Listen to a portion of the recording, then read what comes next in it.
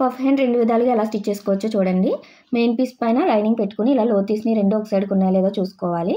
ఇలా స్టిచ్ వేసుకున్న తర్వాత రివర్స్ చేసుకొని ఇక్కడ ఖర్చు అనేది లైనింగ్ వైపు ఉండేలాగా ఇంకో స్టిచ్ వేసుకోండి.